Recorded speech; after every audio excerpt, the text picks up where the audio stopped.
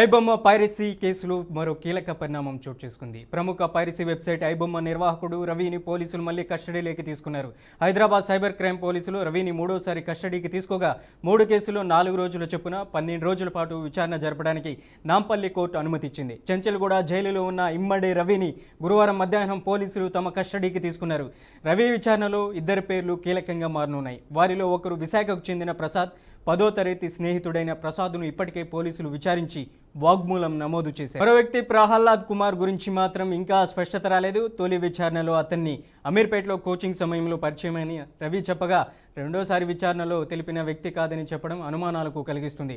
ప్రహ్లాద్ పేరు ఈ దర్యాప్తులో కీలకం రావడానికి కారణం రవి అతడి పేరుతోనే ఆధార్, పాన్, డ్రైవింగ్ లైసెన్స్ మాత్రమే కాదు, కరేబియన్లోని సెయింట్ కిట్స్ అండ్ నేవిస్ దేశ పౌరసత్వాన్ని కూడా తీసుకున్నాడు.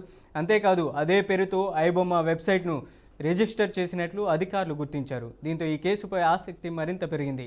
రాబోయే రోజుల్లో విచారణ ఏ దిశగా సాగుతుంది, ఇంకా ఎవరెవరి పేర్లు వెలుగులోకి వస్తాయి అన్న దానిపై సైబర్ క్రైమ్ శాఖ దృష్టి సారించింది.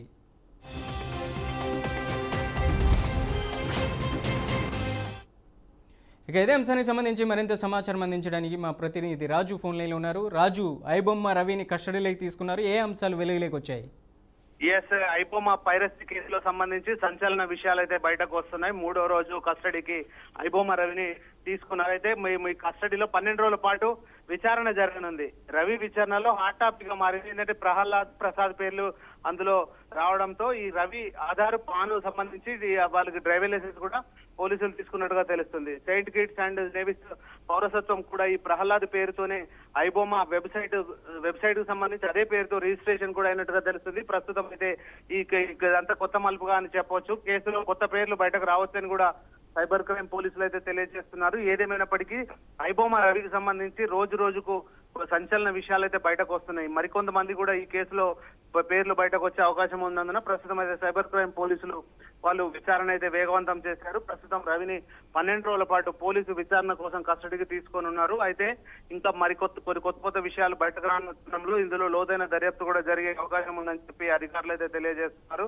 ఈ ఐబొమ్మ రవికి సంబంధించి సెయింట్ కిట్స్ అండ్ నేవిస్ పౌరసత్వం కూడా ఇందులో ఉండడం, అందులో ప్రహ్లాద్ అనే పేరు పైన ఐబొమ్మలో రిజిస్ట్రేషన్ కావడం ఎంత సంచలనంగా మారిందని చెప్పొచ్చు. ఏదేమైనప్పటికీ పోలీసులు ప్రస్తుతం అయితే విచారణ జరుపుతున్న కొద్దీ కొత్త విషయాలు బయటకు వస్తున్నట్టుగా పోలీసులు అయితే తెలియజేస్తున్నారు. మరో 12 రోజుల పాటు విచారణ ఉన్నందున ఈ విచారణ ఇప్పటికే దీనికి సంబంధించి అధికారులు లోతైన విచారణ అయితే జరిపినారు. అయితే ఈ రవికి సంబంధించి ఇంకా ఎలాంటి విషయాలు బయటకు వస్తాయని ఇప్పుడైతే ప్రస్తుతం అంత సస్పెన్స్ గా అయితే మారింది. ప్రస్తుతం అంత సీక్రెట్ గా ఎంక్వైరీ అయితే జరుగుతుంది. మరో 12 రోజుల పాటు ఈ కస్టడీలో ఉన్న నేపథ్యంలో ఈ రవికి సంబంధించి విషయాలన్నీ కూడా బయటకు వచ్చే అవకాశం అయితే కనబడుతోంది. రాజు, అలాగే ప్రసాద్కు సంబంధించినటువంటి పేర్లను బయటపడడంతో మరిన్ని విషయాలు ఏమైనా వెలుగులోకి వచ్చే అవకాశం ఉందంటారా? అయితే దీని వెనకాలంతా పెద్ద మనుషులకు సంబంధించిన ఉండే అవకాశం ఉంది. వాళ్ళందరూ ఇప్పుడిప్పుడే పేర్లు బయటకు వస్తున్న తరుణంలో దీని వెనకాల ఇంకెంతమంది ఉన్నారు, ఎవరైనా బడా నేతలు ఉన్నారా, అలాగే దీనికి సంబంధించి ఎవరైనా విదేశాలకు సంబంధించి పెట్టుబడులు పెట్టారా, అలాగే ఎవరైతే ఇది ఎందుకంటే చాలా పెద్ద నెట్వర్క్ ఇది, దాన్ని అంత పెద్ద నెట్వర్క్ నడపడం ఇంత సామాన్యుడికి సాధ్యం కాదు.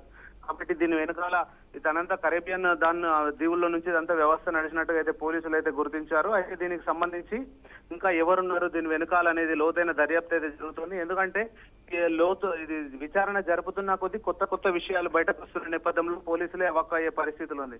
ఇంకా ఎవరున్నారు దీని వెనకాల పెద్ద మనుషులు వచ్చేసి ఇప్పుడు ప్రస్తుతం ప్రహ్లాద్ అనే పేరు ఇప్పుడు బయటకు వస్తుంది.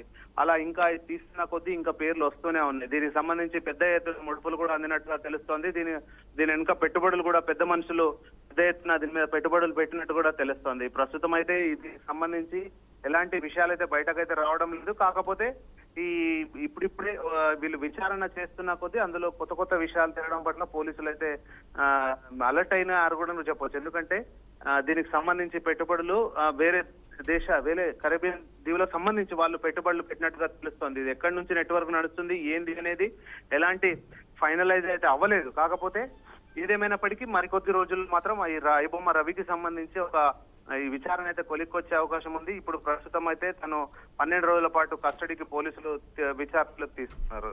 Right Raju, thank you for the updates.